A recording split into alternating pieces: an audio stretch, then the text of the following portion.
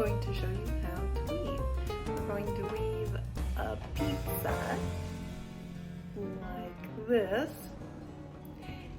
So therefore, we're by Van Gogh's Cafe at Night. A cafe is a restaurant, and this is a restaurant that he painted. There's all kinds of different things that you can weave. Native Americans did a lot of weaving. A lot of people throughout the course of history of the world have done a lot of weaving, and I'm going to show you how. And here's a couple of examples, ones that I made in the videos that you'll get to see.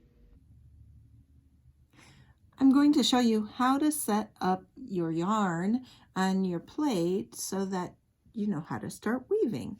First, a little bit of vocabulary.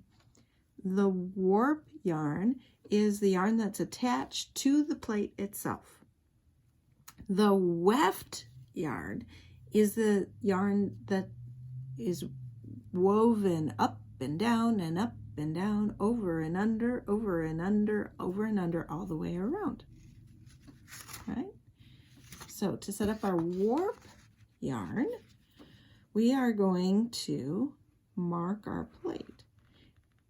Your cuts, you're going to make cuts in your plate in equal distance all the way around, and you want to end up with an odd number of cuts so that when you go around and around, that it'll be opposite every time you go around the board. Okay, so you're going to mark it with a marker first so that you know where to make your cuts. So we put one there, and then we put a line exactly across. See, they're right across from each other. It's like you're cutting a pizza in half. You're just not drawing this line all the way here, because we want to remember when we cut it, we're going to stop when we get to here. We're not going to cut all the way down into this part of the plate because we need it to be nice and strong. So you're going to cut here and here. And then we're going to make lines right in the middle of these two lines. Okay? So we'll make a mark there, and then directly across from it on the other side of the plate, we'll make another mark. Now we're basically going to do the same thing again, only in between the marks that we've already made. So we'll put a mark here and one directly across from it, and then we'll put a mark here and one directly across from it. Here's the trick. Now we're going to put one line in between every one of those, except in one spot we need to put two lines, because remember I said we want an odd number of cuts so that we get an odd number of yarn, of warp yarn all the way around. So now you just go and put one mark in between all of those other marks, and you stop when you get back here. Okay, where we put our double marks, you stop there.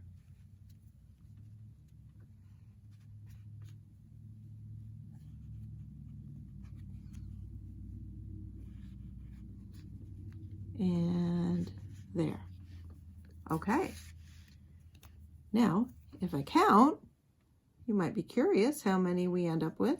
We have 1, 2, 3, 4, 5, 6, 7, 8, 9, 10, 11, 12, 13, 14,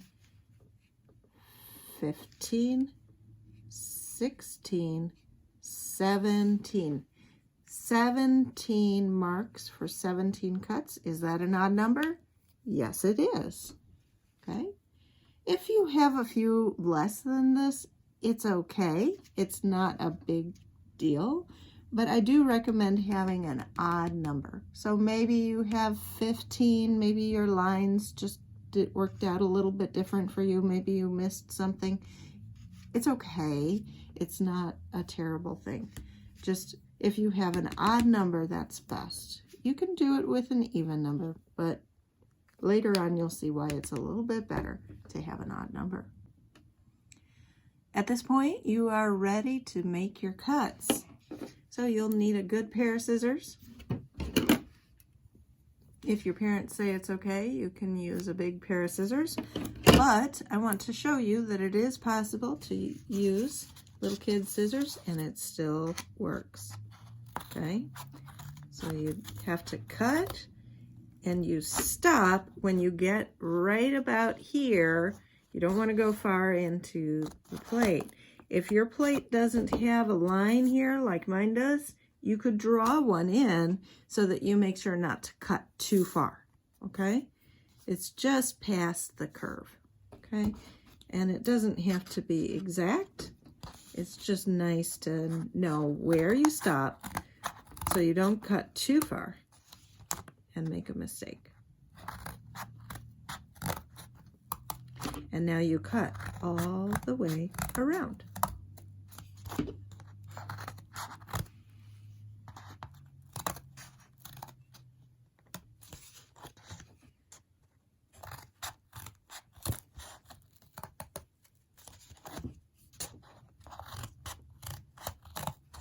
If you have a hard time doing this, you can ask a grown-up to help you. That's fine. That is absolutely fine. In fact, just getting started, most students like to have a little help. And then once you get rolling, my students have had a lot of fun with it once they get going on it. Just takes a little bit to see exactly what we're doing, to learn and figure out exactly what we're doing, and that's okay. That's part of the growth process. That's part of learning. And then by the time they get done, then a lot of my students said, Mrs. Crowder, can we do another one? I said, you betcha. So we got them set up with another one, and they wove again. And that time they were able to just do a lot more of it all by themselves because it's fun and they like doing it. Okay, so now we have all these pieces cut here. See, they're all cut, and I'll show you what we do next. There's a couple things that I've found to be useful. You don't have to do this, but it really can save you sometimes. And that is to go ahead and put a little bit of tape on the edge of your piece so that your plates don't twist on you, because when they get twisted, then your cuts might not line up since you've got two plates there. So that's something that I have found to be helpful. The other thing that might be helpful, in order to remember your words, your vocabulary words, is to go ahead and write it down. So I've written down warp. That means the yarn that goes across. It goes this way and this way and this way and this way. And then weft are the ones that go around and around. The next thing you're going to need to do is go ahead and get your plate set up. Get your warp threads on here. And so what you'll be doing is running a yarn from one side directly across to the other.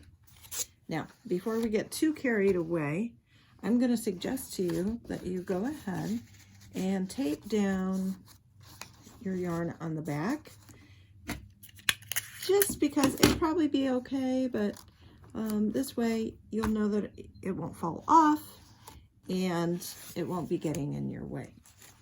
Okay, so you've got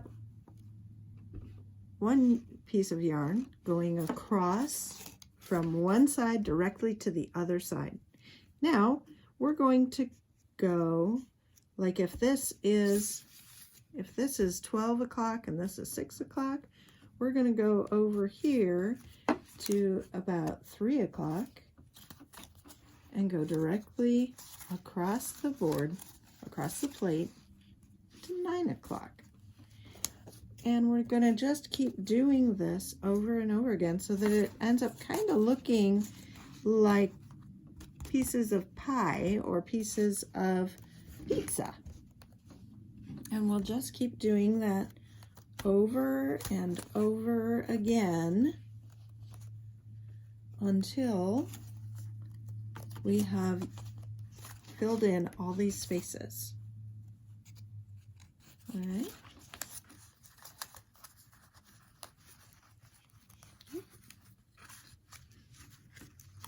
And we'll have one odd cut,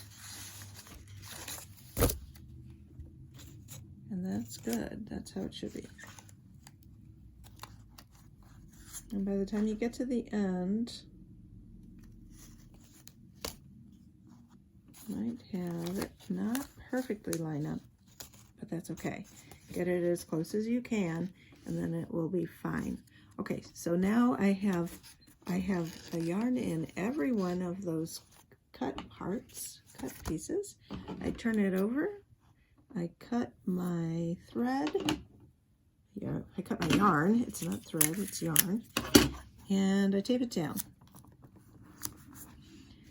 So I have my warp yarns all done. That's good. So to get started, my tail end is all tucked in there, over, under, over, under, over, under. So this one is under here. Now I go over, under, over, under, over, under, over, and I pull so that I can pull it tight, or else it can get kind of messed up over here. Okay, now I just keep going around the way that I said. I'm going over this one, so I go under here, over, under, over, under, over, under, over, under, and I better pull it because otherwise this part of the yarn is going to get caught on my plate. It's going to get caught in the middle here of the weft yarn. So I got to pull it through.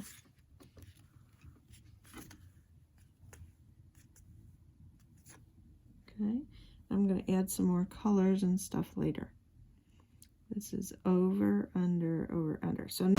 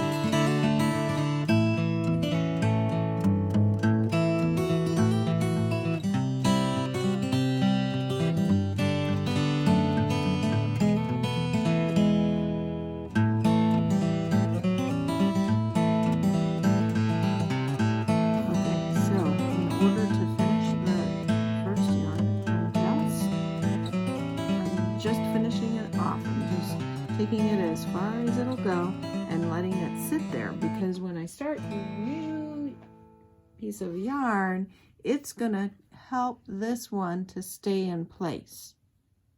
So I don't have to worry about tying it or anything. I just do that. So my next yarn that I have is a thinner yarn. And I think actually I won't use that. I have, here we go. This is about the same thickness as what I've been using, and so I think that that'll look better. It's a nice pretty purple, which I like, and so that's nice too. Okay, so what I'm gonna do is I'm going to use the tail, maybe about this much of this new piece of yarn, and weave it around as best I can here, right by the one that I just did.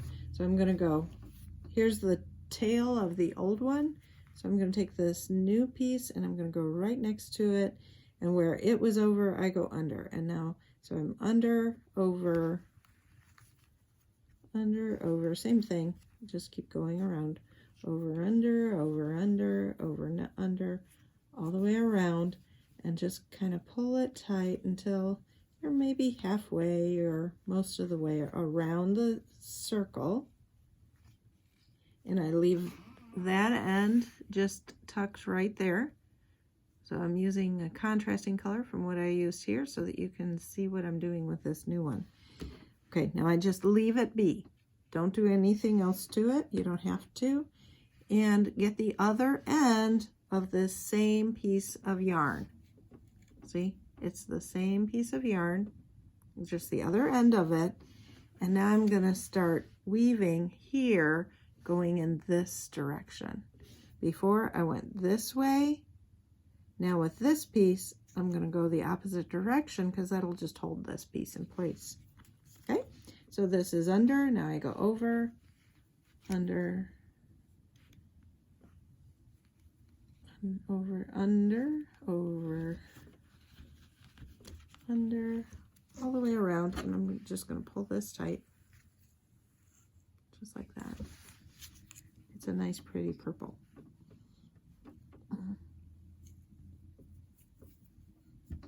Which is one of my favorite colors. Maybe my favorite. I like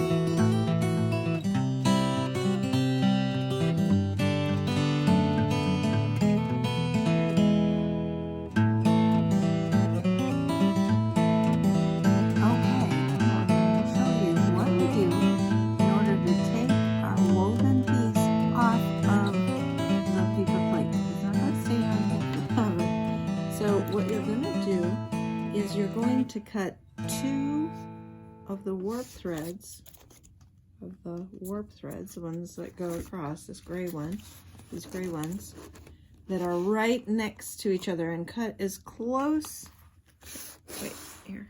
cut as close to the paper plate as you can, like that. And don't let them slip away. You need to keep your fingers on them, because what you're going to do is you're going to tie a knot, okay? Not just tie it one time, tie it 2 times so that it's a knot, and it's not going to, and it won't come apart, okay? See how that is? Oh, wait a minute. See how that is? That's what you want. That's good. All right. Now, let's go ahead and we will get these next 2 ones.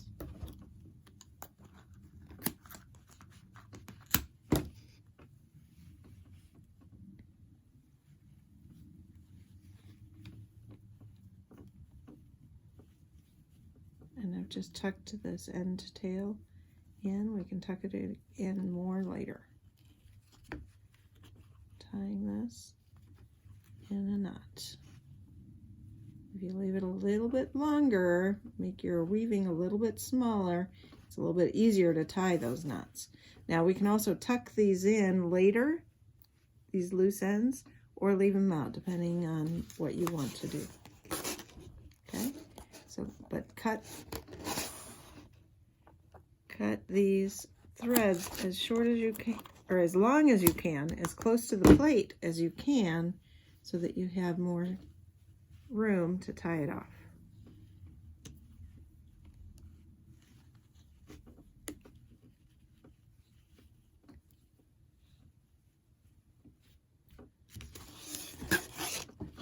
All right.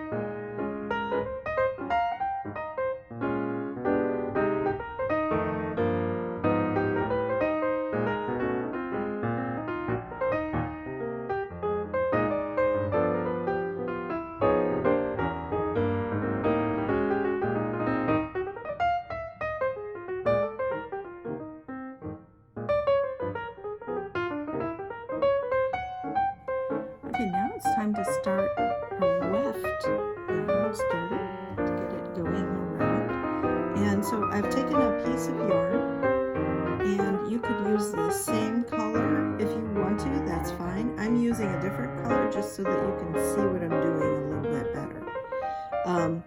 But it's not a super long piece of yarn. This is it doubled over. And here it is on my plate. It's kind of hard to show you on the camera. But what I'm going to be doing is every other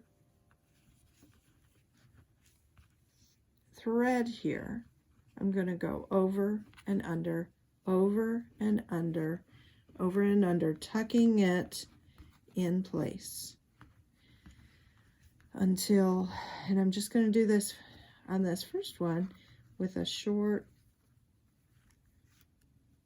tail, over, under, over, under, over, under, until I get to the end, because now what I'm going to do now is use the other end to go around.